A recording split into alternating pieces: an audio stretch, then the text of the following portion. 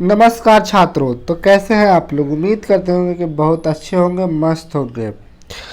तो जैसा कि आप लोग देख रहे हैं, पिछले कुछ दिनों से मैं प्रीवियस ईयर के प्रश्न लेकर आ रहा हूं, जो कि आपके लिए एग्ज़ाम के लिए बहुत ही फायदेमंद होने वाला है। अगर आप लोग नहीं देख रहे हैं तो जल्दी से आप लोग वीडियो को देख लें, ताकि प्रीवियस ईयर प्रश्न से ही रिवीजन का पता चलता है और क्वेश्चन का पैटर्न भी पता चलता है। तो दोस्तों, यह CHSL, आरआरबी और आरपीएफ जैसे एग्जाम में पूछे गए प्रश्न हैं। तो चलिए, ज़्यादा समय आपका नहीं लेते हुए पहला प्रश्न की ओर चलते हैं। तो देखिए, पहला प्रश्न है कि विश्वविद्यालय अनुदान आयोग की स्थापना किस वर्ष किया गया था? तो यह दोस्तों बता दें, 1956 में किया गया था। हमारा दूसरा नंबर प्रश्न है कि मदर टेरेसा को नोबेल पुरस्कार मिला था, किस वर्ष मिला था? तो यह दोस्तों 1979 में मिला था। ठीक है। तीसरा नंबर प्रश्न है कि कलकत्ता में फोर्ट विलियम कॉलेज की स्थापना किसके द्वारा किया गया था? तो यह दोस्तों लॉर्ड बेबेज द्वारा किया गया था, लॉर्ड बेलेजली द्वारा किया गया था। ठीक है। चौथा नंबर प्रश्न है कि भारत का गवर्नर जनरल कौन था? तो भारत का गवर्नर जनरल बैरन हेस्टिंग्स था। ठीक है। पांचवा नंबर प्रश्न है कि भारत में पहली बार IIT की स्थापना कहाँ किया गया था? तो यह दोस्तों खड़गपुर, IIT खड़गपुर में किया गया था। ठीक है। सबसे पहले की बात है, तो IIT खड़गपुर में किया गया था। छठा नंबर प्रश्न है कि नोबेल पुरस्कार प्राप्त करने वाले प्रथम एशियाई कौन थे? प्रथम एशियाई कौन थे? तो यह दोस्तों रविंद्रनाथ टैगोर जी थे। ठीक है। अगला प्रश्न है कि रविंद्रनाथ टैगोर जी को किस वर्ष नोबेल शांति पुरस्कार दिया गया था? ठीक है। तो इनको दोस्तों 1913 ईस्वी में दिया गया था। ठीक है। 1913 ईस्वी में दिया गया था ईस्वी में। आठवां नंबर प्रश्न है कि प्रथम फैक्ट्री अधिनियम किसके शासनकाल में पहली बार पारित किया गया था? तो यह दोस्तों लॉर्ड रिपन के काल में पहली बार पारित किया गया था। ठीक है। नौवां नंबर प्रश्न है कि डॉक्टर अमर्त्य सेन को किस वर्ष अर्थशास्त्र के लिए नोबेल पुरस्कार प्रदान किया गया था? तो इनको दोस्तों 1998 में दिया गया था। ठीक है। अर्थशास्त्र के क्षेत्र में। 10वां नंबर प्रश्न है कि भारत में अस्थाई स्वशासन के जनक कौन थे? तो यह दोस्तों लॉर्ड रिपन थे। ठीक है। कौन थे? तो लॉर्ड रिपन थे, जो कि ऑप्शन नंबर डी पे है।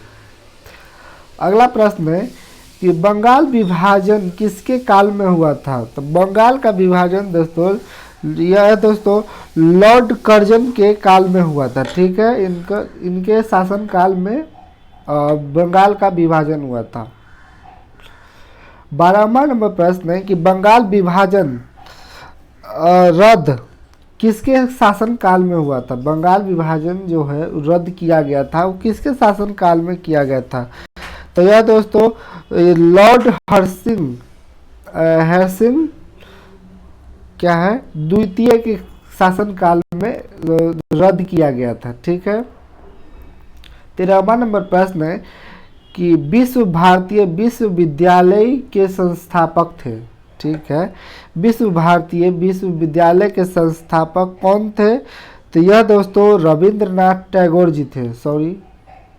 रविंद्रनाथ टैगोर जी थे दोस्तों, अब जो कि ऑप्शन बी नंबर पे है। ठीक है। 14वां नंबर प्रश्न है कि नोबेल पुरस्कार के तहत अधिकतम कितने व्यक्ति को संयुक्त विजेता घोषित किया जाता है? तो यह दोस्तों तीन व्यक्ति को विजेता घोषित किया जाता है। ठीक है। 15वां नंबर प्रश्न है कि भारत में अंग्रेजी शिक्षा का मैग्ना कार्ट किसे कहा जाता है? तो यह दोस्तों वुड डिस्पैच को कहा जाता है, जो कि ऑप्शन नंबर 1 पे है। ठीक है। वुड डिस्पैच को कहा जाता है। 16वां नंबर प्रश्न है कि भारत में होम रूल लीग की स्थापना जो कि 1917 में किया गया था, ठीक है, 1917 में किया गया था, इस किसके शासनकाल में किया गया था? तो यह दोस्तों लॉर्ड जेम्स फोर्ड के शासनकाल में किया गया था। कब? 1917 में। ठीक है। अगला प्रश्न है कि भारत में सहायक संधि के जन्मदाता कहा जाता है। ठीक है, भारत में सहायक संधि के जन्मदाता कहा जाता है डुप्ले जी को। ठीक है, किसे कहा जाता है? डुप्ले जी को। अगला प्रश्न है कि भारत में सहायक संधि की शुरुआत पहली बार किस अंग्रेज गवर्नर के द्वारा किया गया था? किसके? अंग्रेज गवर्नर के द्वारा किया गया था। तो यह दोस्तों लॉर्ड बेलेजली के द्वारा किया गया था। कौन थे? तो यह अंग्रेज थे। अगला नंबर प्रश्न है कि नोबेल पुरस्कार विजेता प्रथम महिला कौन थे? तो यह दोस्तों मैडम क्यूरी थे, जो नोबेल पुरस्कार महिला को सबसे पहले मिला था। ठीक है। अगला प्रश्न 20वां नंबर, लॉर्ड मैकाले ने अंग्रेजी शिक्षा पद्धति लॉर्ड मैकाले ने अंग्रेजी शिक्षा पद्धति लागू किए थे। कब लागू किए थे? तो यह दोस्तों 1835 में किए थे, जो कि ऑप्शन नंबर बी पे है। ठीक है। 21 नंबर प्रश्न है कि विज्ञान के क्षेत्र में पहली बार किस भारतीय को नोबेल पुरस्कार प्रदान किया गया था? तो यह दोस्तों किसे किया गया था?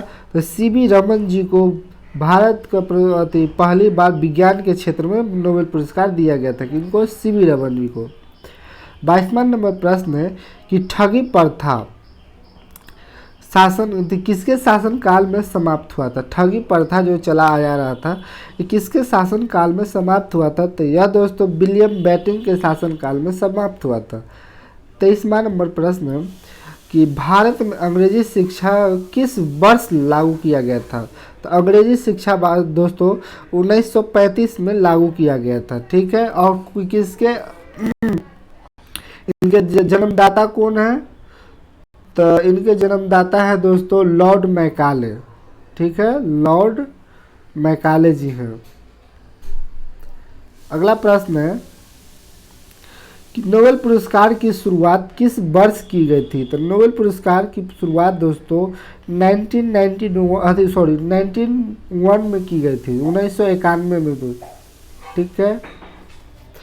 अगला प्रश्न 25वां नंबर कि भारतीय शिक्षा में 10+2+3 का सुझाव किस आयोग ने पहली बार दिया था? तो यह दोस्तों कोठारी आयोग ने दिया था, जो कि ऑप्शन नंबर बी पे स्थित है। ठीक है, कौन दिया था? कोठारी आयोग।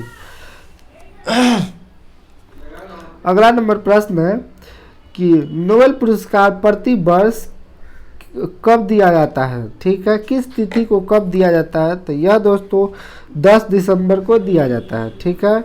अगला प्रश्न है कि जलियांवाला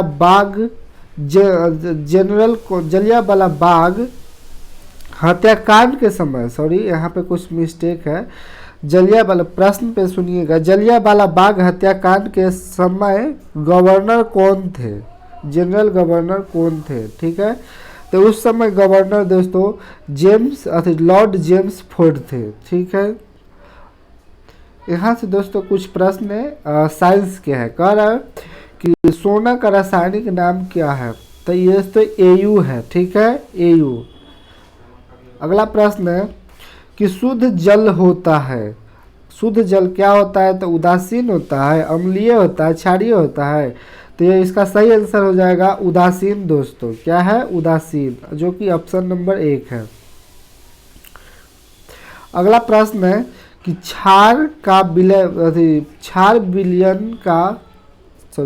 विलय का पीएच मान होता है, क्षार जो होता है उसका पीएच मान कितना होता है? तो ऑप्शन 1 है 7 होता है, 7 से कम, 7 से अधिक या निश्चित नहीं है। तो दोस्तों मैं बता दूं, इसका क्षार का जो पीएच मान होता है 7 से अधिक होता है। ठीक से, 7 से अधिक होता है।